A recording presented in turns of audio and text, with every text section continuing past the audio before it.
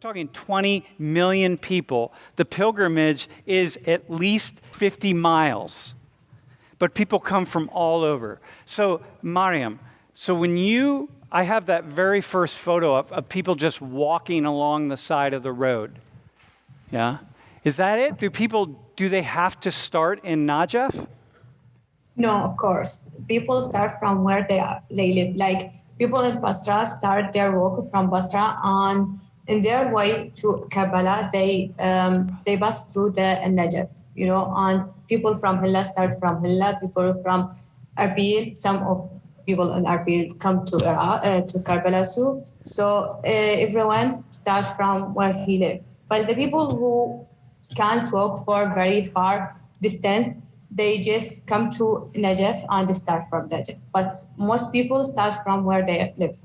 So if you live between Karbala and Najaf, you could start from your home and just go to Karbala. Okay. Yeah, of course.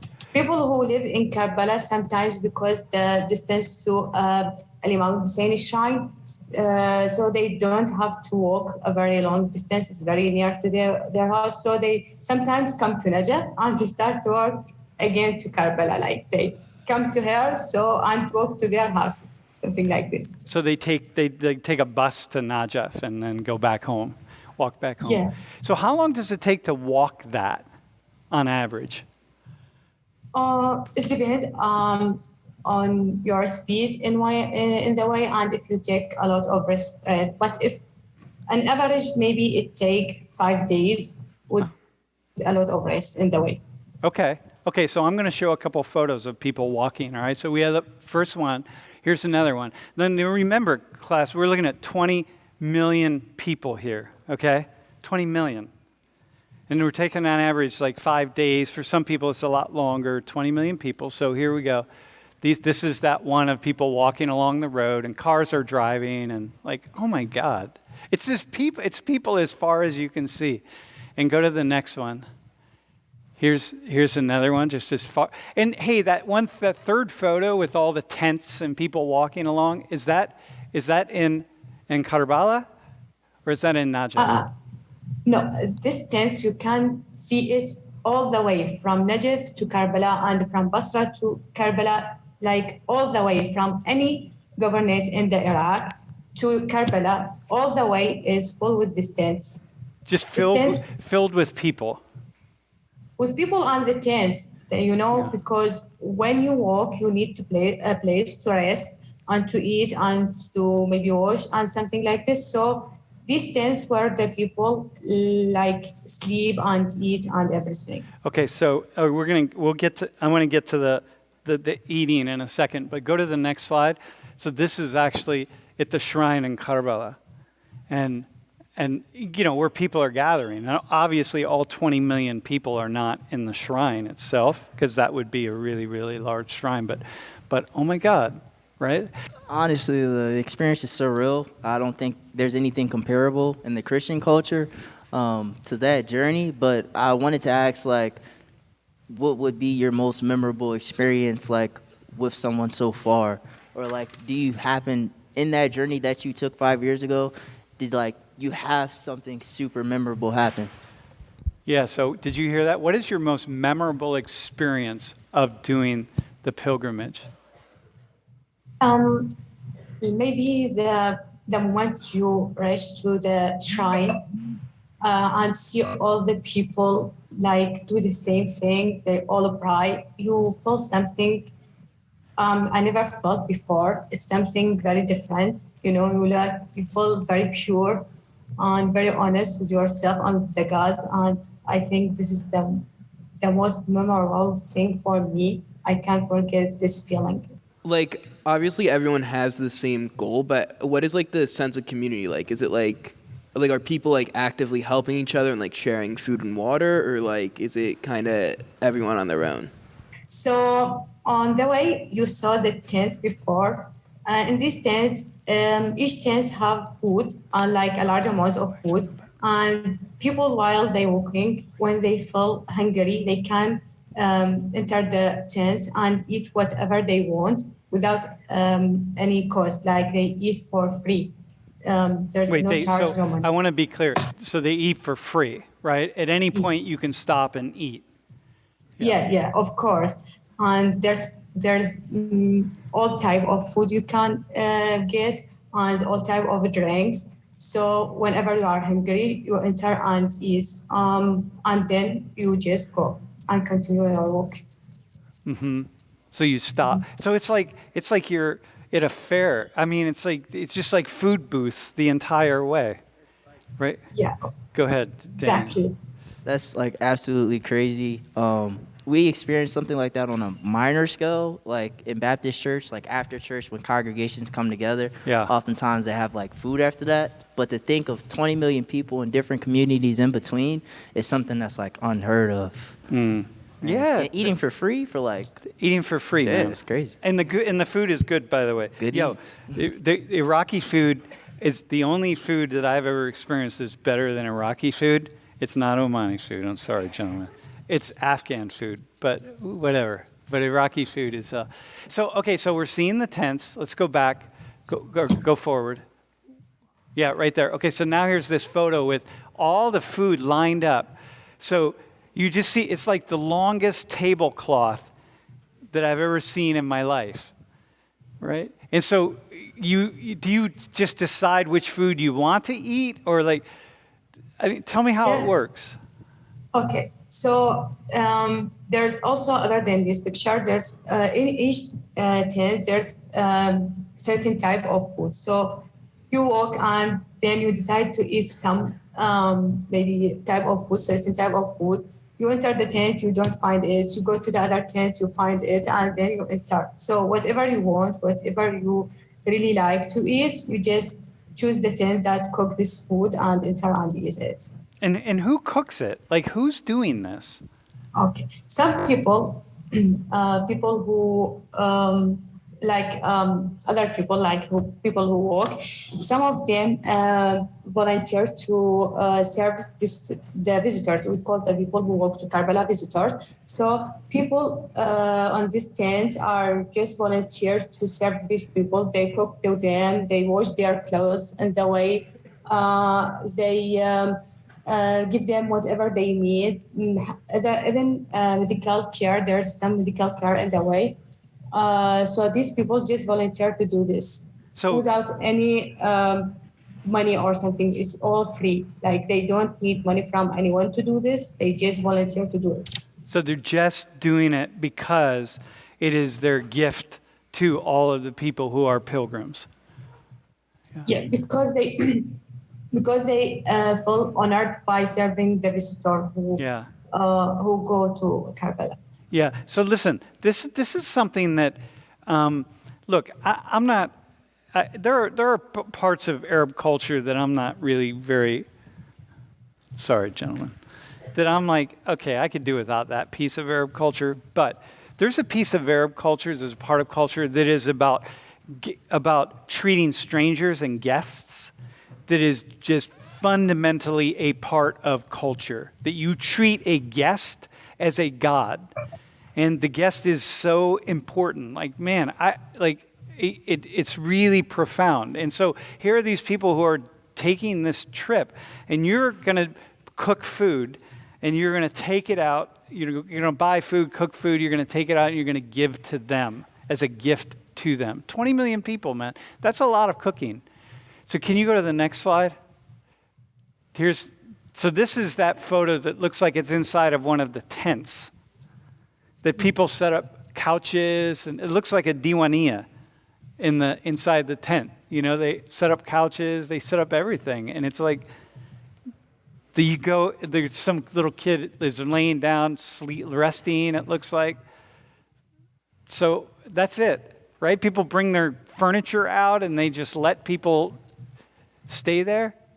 Yeah, of course. In addition to the tents that I mentioned before, in the last 3 years, people start to build a simple building in the way instead of tents, because while the people walk, the sun becomes very hot, and sometimes there's a rain on the way. So the tent can't protect the visitors. So people come out with with the thought that to build a simple building, and this one is a building, not a tent. A simple building. Some people donate to build this building, and this become more often on the way than the tents nowadays. Wow. So here's this photo of this guy just pouring water for people. So he's just walking around with this big goat skin water container, just pouring water for pilgrims, right? Like that's his job. Yeah. So he's not getting paid. Nobody's paying. Like you don't pay for anything at all. It's all. It's free, completely free. Yeah. Yeah. And like how Mariam keeps saying, oh yeah, of course. Like you don't pay for anything. Yes, of course. It's like, no, it's not of course. Like that's not an of course, Mariam. Like it happens in small communities in different places in the world for sure, but nothing like this. Can you go to the next slide?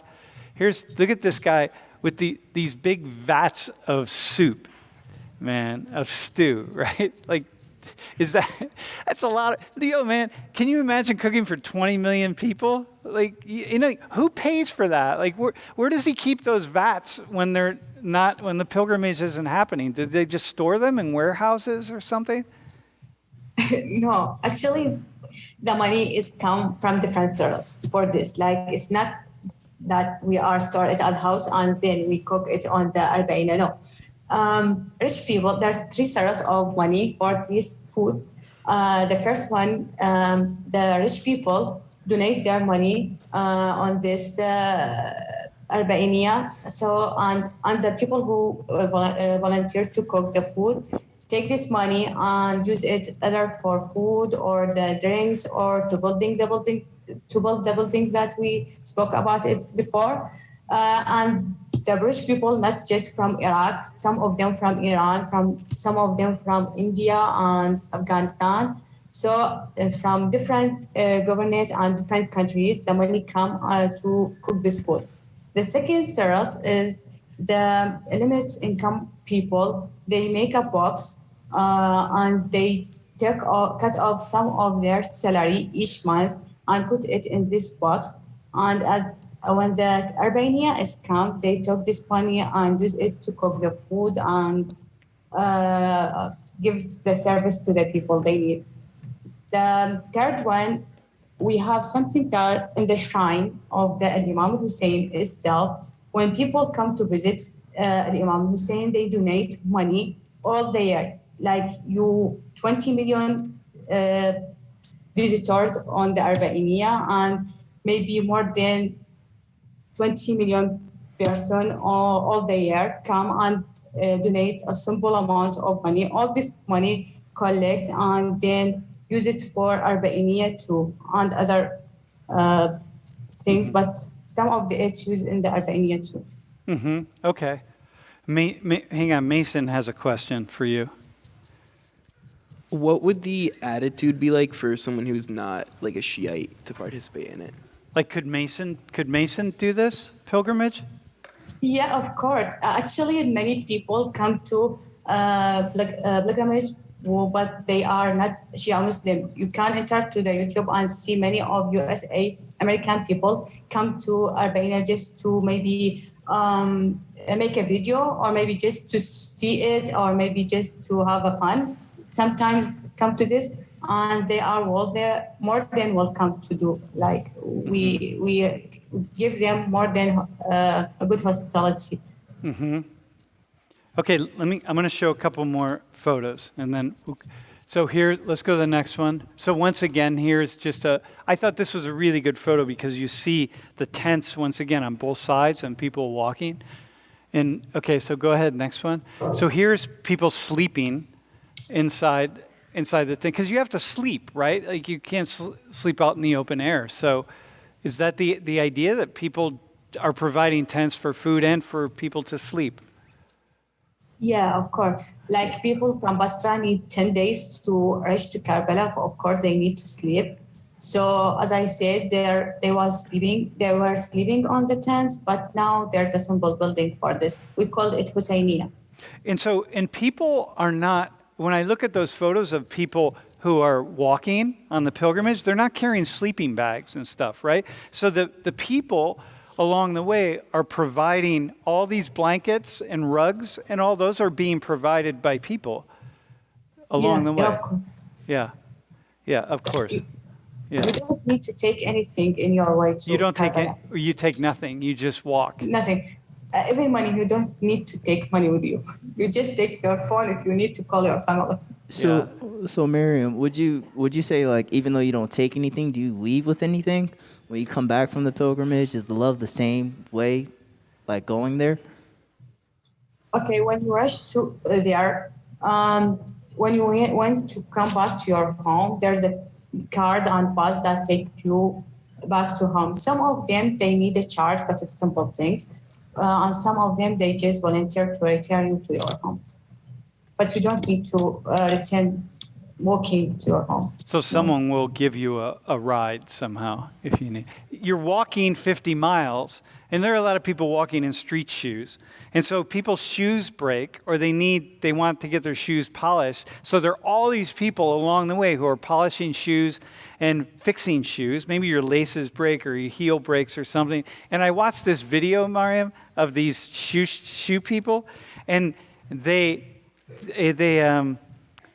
took this guy was taking people's shoes off and kissing their feet as a sign of, like, as worshiping, like, because this is a pilgrim, right? So he kissed their feet, and then he cleaned their feet and washed and clean, and then shined their shoes and put their shoes back on them and sent them on their way. I'm like, dudes, hang on a sec, like. Seriously? Like, can you just hold that for a second, okay? A stranger comes. So I just want to walk you all through this for a second, okay? And you guys. There's a pilgrimage that happens between State College and Altoona. And because all these pilgrims are coming through town, and they're part of your religion and not your culture even, just part of your religion, and you're connected to them, and they're maybe not even part of your religion because they're foreigners. They're Christians, or they're like Mason here, who's an ex-Christian, who's trying to find his way, but he's an engineer, so, he's an engineer. And you go, and they're doing it, and then you're feeding them. You're going to take the rugs out of your house, the blankets out of your house. You're going to set up tents. You're going to do this for 5 to 10 days. And then you might even shine people's shoes, and you take their, like, stinky, smelly shoes and socks off of them and clean them, and then you bow down and you're going to kiss them as a sign of deep respect and reverence, and then send them on their way. Like, this is not a piece of Islam that anybody talks about. And why aren't we talking about this? Like, why do we only talk about the one why not talk about this? In that Mariam is saying, responding to questions with, of course. Well, of course. Of course we shine people's shoes. And the shoe shine people, this happens all along the way, right, Mariam? Like, you can stop anywhere and get your shoes taken care of. Yeah, of course we do this. And even some people have, because they walk to a long distance, their feet get hurt, or maybe they catch a cold or something like this. So all the way there's a small building or small tents that there will be medical staff in it, like doctors, pharmacists, and so on. They stay in this tent to help people, to give them a good medical care if they need it. Mm-hmm. So other than this, there is a lot.